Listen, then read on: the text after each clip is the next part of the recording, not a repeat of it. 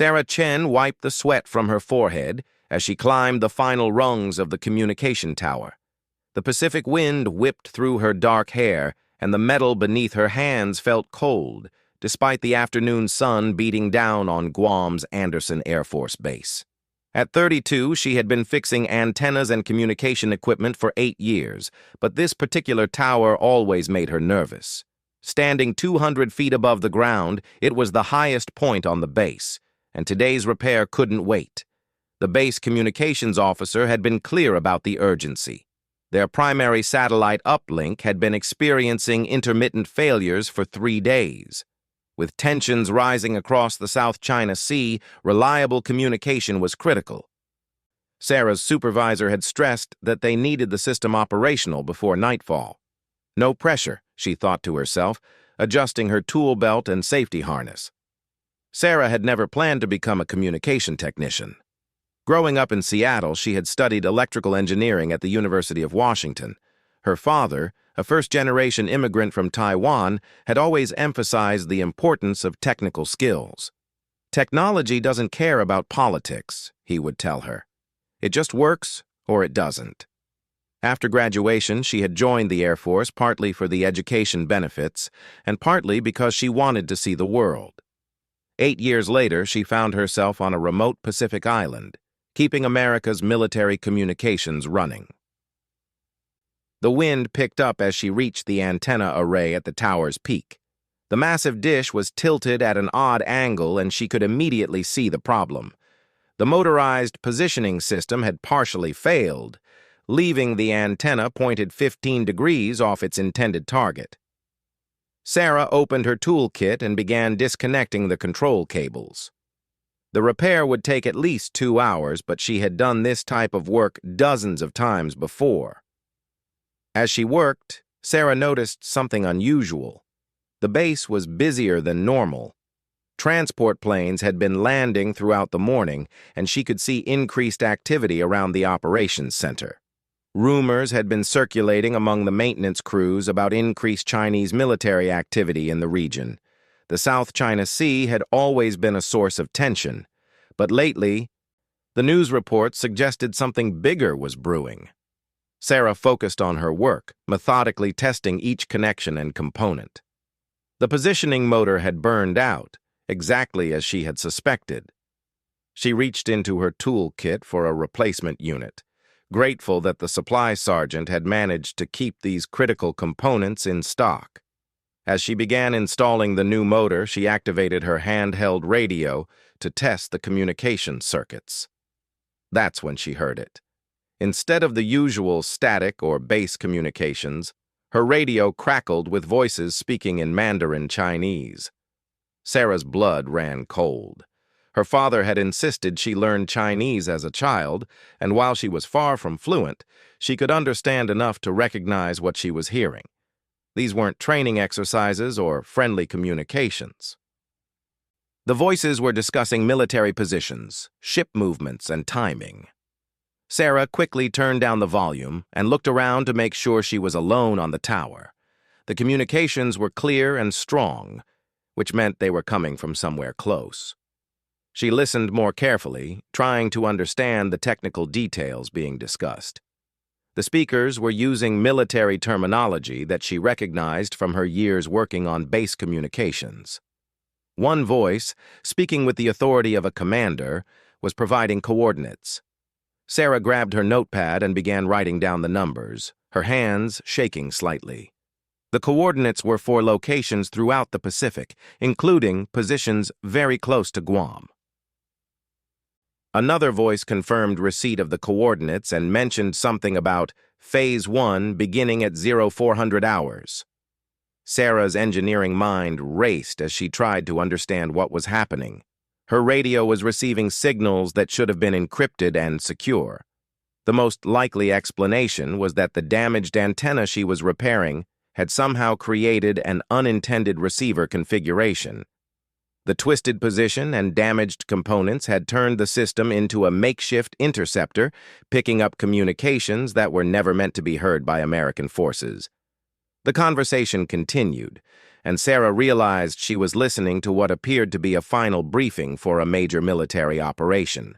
The speakers discussed naval vessels positioned throughout the first island chain, coordination with submarine units, and specific timing for what they called Operation Eastern Wind. One voice mentioned that American forces would be caught completely off guard. Sarah's heart pounded as she continued to listen while pretending to work on the antenna. She needed to document everything she was hearing, but she also needed to be careful not to lose the signal. Any change to the antenna's position might cut off her access to these communications.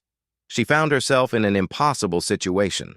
She was supposed to fix the antenna, but fixing it would eliminate her ability to gather this crucial intelligence. The voices discussed specific targets, and Sarah's blood turned to ice as she heard them mention Andersen Air Force Base by name. They talked about the timing of attacks on communication facilities, fuel depots, and aircraft. The level of detail was terrifying. These people knew the layout of her base better than some of the Americans who worked there. As she listened, Sarah began to understand the scope of what she was hearing. This wasn't a small operation or a routine exercise. The Chinese forces were coordinating a massive first strike designed to cripple American military capabilities throughout the Pacific.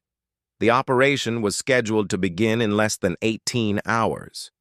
Sarah forced herself to remain calm and continue working while she listened.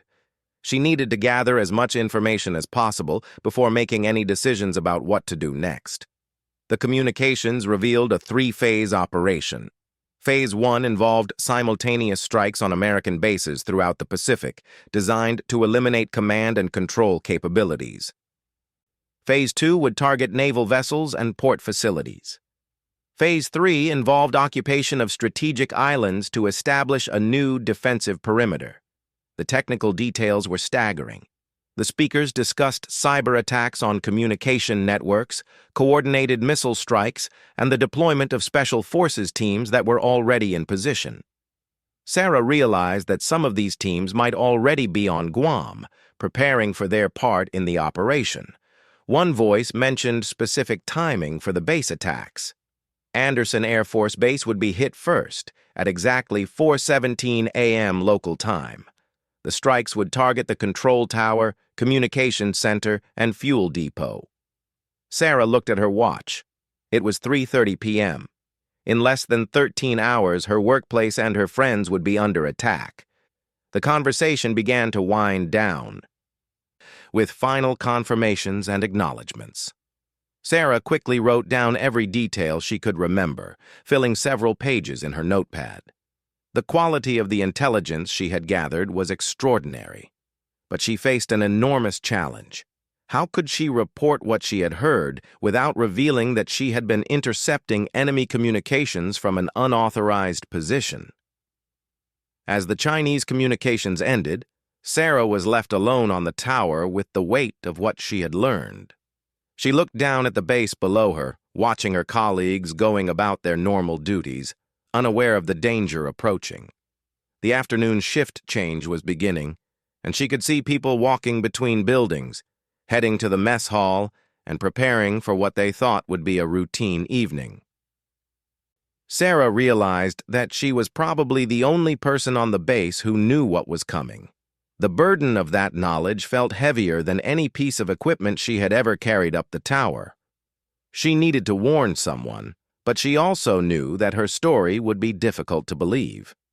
Who would accept that a maintenance technician had accidentally intercepted a major enemy operation while fixing an antenna? The wind picked up again, and Sarah looked out across the Pacific Ocean toward the horizon. Somewhere out there, enemy forces were preparing to launch an attack that would change everything. The peaceful blue waters that surrounded Guam would soon be filled with hostile ships and submarines. The quiet island that had been her home for 3 years would become a battlefield. Sarah made a decision. She would complete the antenna repair as quickly as possible, but she would not restore the antenna to its normal position immediately. Instead, she would adjust it to a position that maintained the communication intercept capability while appearing to be a normal repair procedure. This would give her time to gather more intelligence while she figured out how to report what she had learned. As she worked to implement this plan, Sarah's mind raced through the implications of what she had heard. The attack would come at dawn, when most of the base personnel would be asleep. The timing was perfect from the enemy's perspective. It would maximize confusion and minimize the American response capability. The operations center would be hit first, cutting off communication with higher headquarters. Without communication, the base would be isolated and unable to coordinate a defense or call for help. Sarah finished her work on the positioning motor and prepared to climb down from the tower. She had recorded coordinates, timing, and operational details for what appeared to be the largest military operation in the Pacific since World War II. The information in her notepad could save thousands of lives and potentially prevent a devastating defeat for American forces throughout the region.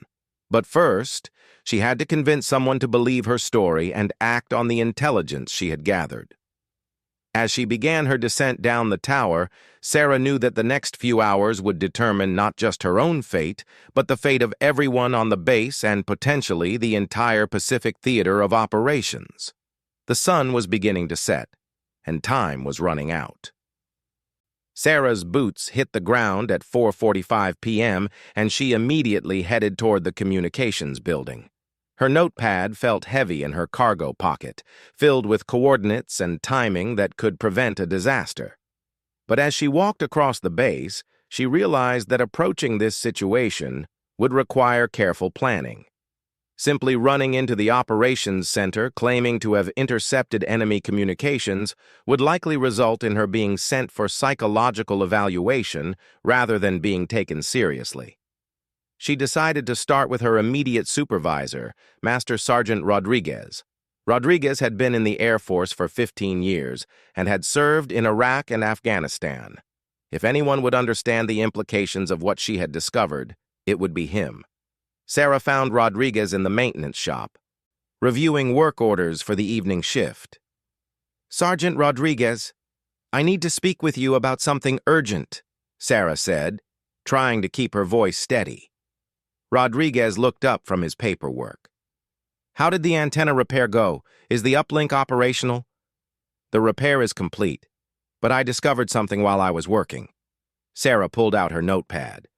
"I accidentally intercepted what appears to be Chinese military communications discussing a planned attack on this base."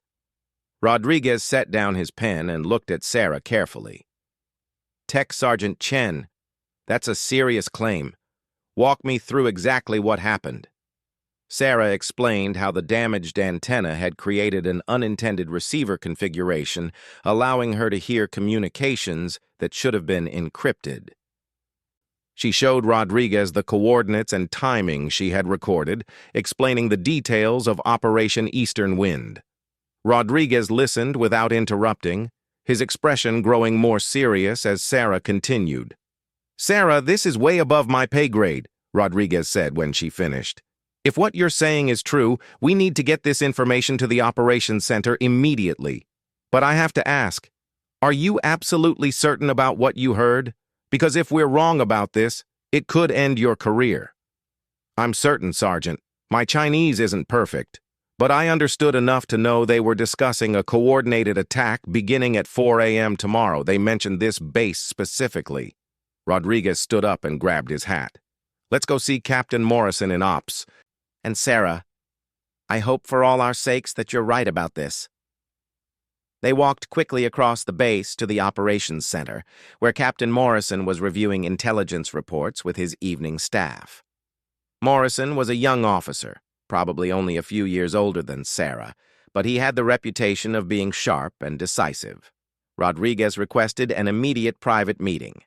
In Morrison's office, Sarah repeated her story, showing the notes she had taken during the communication intercept. Captain Morrison listened carefully, asking detailed questions about the technical aspects of how she had received the communications. His expression remained neutral throughout her explanation. "Tech Sergeant Chen, This is extraordinary, Morrison said when she finished. The level of detail you've described would represent a massive intelligence breakthrough. But I have to be frank with you, it's also difficult to verify. These communications you describe would have been heavily encrypted. The idea that a damaged antenna could decrypt them is technically implausible. Sarah felt her heart sink. Sir, I'm not claiming the communications were decrypted. They were being transmitted in the clear, probably because the operators believed they were using a secure frequency that we don't monitor. The antenna configuration just happened to be receiving on their frequency. Morrison nodded thoughtfully. That's more plausible, but it raises other questions. Why would Chinese forces use unencrypted communications for such a sensitive operation? He looked at the coordinates in Sarah's notepad.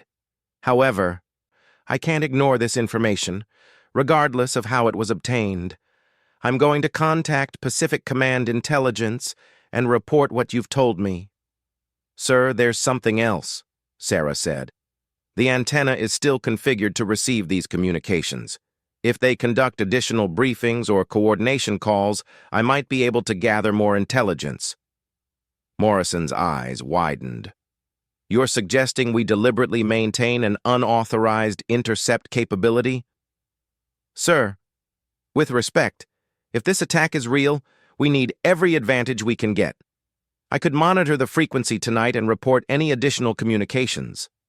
Rodriguez shifted uncomfortably.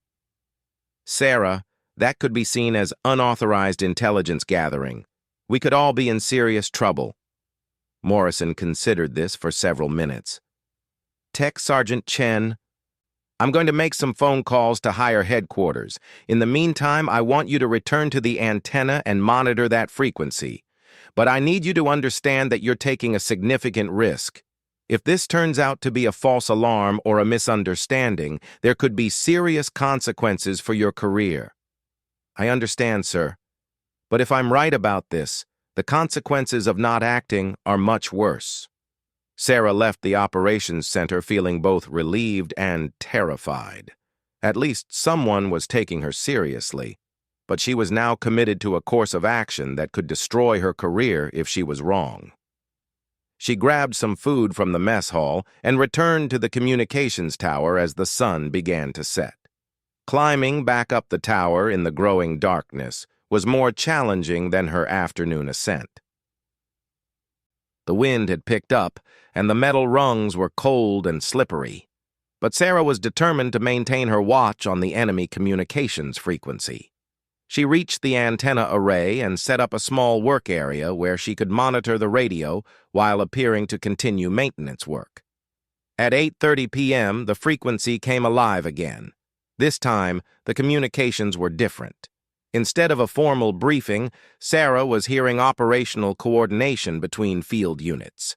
The voices discussed final preparations, equipment checks, and position confirmations. The level of detail was even more frightening than the afternoon briefing. These people were clearly in the final stages of preparing for an attack. Sarah heard references to teams already on Guam conducting reconnaissance of the base. They discussed observation posts that had been established on high ground overlooking Andersen Air Force Base. The teams reported guard schedules, vehicle movements, and the locations of key facilities. Sarah realized that enemy forces had been watching the base for weeks, or possibly months. One transmission particularly chilled her. A voice reported that the fuel depot was more heavily guarded than expected, but that they had identified a weak point in the perimeter fence. Another voice confirmed that explosive charges had been placed at strategic points around the communications center. Sarah realized that some of the enemy forces were already inside the base perimeter. She immediately called Captain Morrison on her secure radio. Sir, I'm hearing additional communications. They have people inside the base perimeter. They've placed explosive charges at the communications center. Morrison's voice was tense. Sarah, I've been on the phone with Pacific Command for the past 3 hours. They're taking this seriously, but they need more verification. The intelligence community is skeptical about unencrypted communications for such a major operation. Sir, I'm hearing current operational coordination. They're discussing charges that have already been placed. We need to search the communications center immediately. I'll send a security team to check the building. Keep monitoring and report anything else you hear." Sarah continued listening as the night progressed. The communications revealed the scope of the operation across the entire Pacific. Naval forces were coordinating with air units and ground teams. Submarine positions were being confirmed. Cyber attack teams were preparing to disable American communication networks throughout the region. At 11 p.m., Sarah heard something that made her blood run cold. The voices discussed a change in timing. Instead of beginning at 4 a.m., the attack would now commence at 3:30 a.m.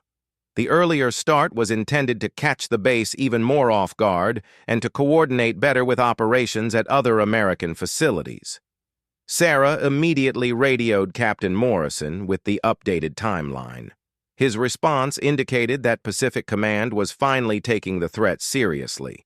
Additional security teams were being deployed, and emergency procedures were being implemented across all American bases in the Pacific. At 1:15 a.m., Sarah heard the final coordination call. All units reported ready status. The attack would begin in exactly 2 hours and 15 minutes. The communication was brief and businesslike, confirming targets, timing, and coordination signals. Sarah could hear the confidence in the voices. They believed they would achieve complete surprise. But they wouldn't achieve surprise thanks to Sarah's accidental discovery and her willingness to risk her career to report what she had learned. As she listened to the final attack preparations, Sarah realized that she had become an involuntary participant in one of the most significant intelligence operations in modern military history. The base around her was now quietly buzzing with activity as security teams implemented emergency procedures. Sarah could see additional patrols and vehicle movements below her tower position. The fuel depot was now heavily guarded, and she could see personnel conducting searches around the communications center. At 2 a.m., Captain Morrison's voice came through her radio. "Sarah, security teams found explosive charges exactly where you said they would be. Bomb disposal teams are working to disarm them now. Pacific Command has ordered full alert status for all bases in the region. You may have prevented the biggest military disaster since Pearl Harbor." Sarah felt a wave of relief mixed with renewed fear. The charges had been found and were being disarmed, but the attack was still coming. In 90 minutes, Anderson Air Force Base would be under assault from land, sea, and air. The intelligence she had gathered had given American forces advance warning, but the battle was far from over. From her position on the tower, Sarah had a panoramic view of the base and the surrounding ocean. She could see aircraft being moved to hardened shelters and additional defensive positions being established. The base was transforming from a peaceful installation into a fortress preparing for siege. But Sarah also knew that similar preparations were hopefully taking place at American bases throughout the Pacific. The intelligence she had accidentally intercepted was being used to coordinate a defensive response across thousands of miles of ocean. The enemy's plan for achieving surprise had been completely compromised. As she watched the preparations below, Sarah realized that her role in this operation was not over. The Chinese forces would likely continue their operational communications during the attack, and her unique listening post would provide real-time intelligence on enemy movements and intentions. She was no longer just a maintenance technician who had stumbled upon crucial intelligence. She had become an active participant in the defense of her base and her country. The clock on her radio showed 2:45 a.m. In 45 minutes, the most significant military engagement in the Pacific since World War II would begin. And Sarah Chen, who had climbed the tower yesterday afternoon to repair a broken antenna, would have a front-row seat to history. At exactly 3:30 a.m., Sarah's radio crackled with the Chinese command frequency coming alive. Through her headphones, she heard the single word Dongfeng, east wind, transmitted 3 times. It was the attack signal she had been dreading and expecting. From her position 200 feet above Anderson Air Force Base, Sarah Chen was about to witness the opening moments of what military historians would later call the Pacific Flash War. The first explosions came not from missiles or aircraft, but from sabotage charges that had been missed by the security teams. Despite their best efforts, the enemy infiltration teams had planted more devices than Sarah's intelligence had revealed. The base fuel depot erupted in a massive fireball that lit up the pre-dawn darkness like a second sunrise. The explosion was so powerful that Sarah felt the communication tower sway beneath her. "Command, this is Overwatch," Sarah radioed to the operations center, using the call sign Captain Morrison had assigned to her position. "The attack has commenced. Fuel depot is hit. I'm monitoring enemy coordination frequency for tactical intelligence." Through her headphones, Sarah could hear Chinese commanders coordinating the next phase of their assault. Naval units were reporting successful missile launches from positions 60 miles offshore. Air units confirmed they were beginning their approach to the base. Most critically, the ground teams already on the island were preparing to assault the operations center and aircraft hangars. "Command, enemy ground units are moving toward the main hangar complex from the northeast perimeter," Sarah reported, translating the communications in real time. "Approximately 20 personnel in 2 teams. They're planning to destroy aircraft on the ground before they can be launched." Below her, Sarah could see base security forces responding to the intelligence she was providing. Defensive positions that had been established during the night were now engaging enemy infiltrators who thought they had the element of surprise. The advantage of advance warning was immediately apparent. Instead of sleeping personnel being caught off guard, alert defenders were waiting in prepared positions. The Chinese forces had planned their attack assuming that the base would be in normal peacetime posture. Their intelligence had told them exactly where guards would be stationed, what response times to expect, and how long it would take for American forces to organize a defense. But Sarah's accidental intelligence discovery had changed everything. The base was already at full alert with additional defensive positions that the Chinese forces didn't know existed. At 3:45 a.m., Sarah heard the most chilling communication yet. Chinese naval commanders were reporting that their missile strikes had been less effective than planned. Too many critical facilities were still operational, and American aircraft were beginning to launch from the base. The element of surprise had been lost, and the enemy commanders were realizing that their carefully planned operation was not proceeding as expected. "Command, enemy naval units are expressing concern about unexpected resistance," Sarah reported. "They're discussing whether to commit additional forces or abort the operation." Captain Morrison's voice came through her radio immediately. "Sarah, this is critical intelligence. Can you determine what they're planning to do?" Sarah listened intently as Chinese commanders debated their options.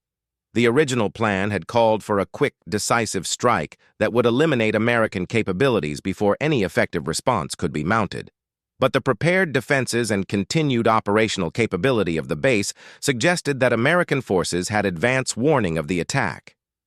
"Command, they're committing additional forces," Sarah reported. "Second-wave aircraft are being launched from carriers. Submarine units are being ordered to surface and engage with direct fire. They've decided to overwhelm the base rather than withdraw." This intelligence proved crucial for the base defense. Knowing that additional air attacks were incoming allowed the remaining aircraft to be moved to better protected positions.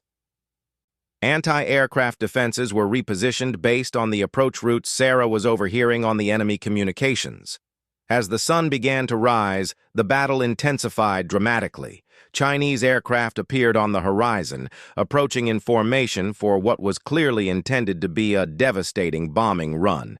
But they met coordinated defensive fire from positions that had been established based on Sarah's intelligence about their approach routes and timing. From her tower position, Sarah had a commanding view of the aerial battle developing over Guam.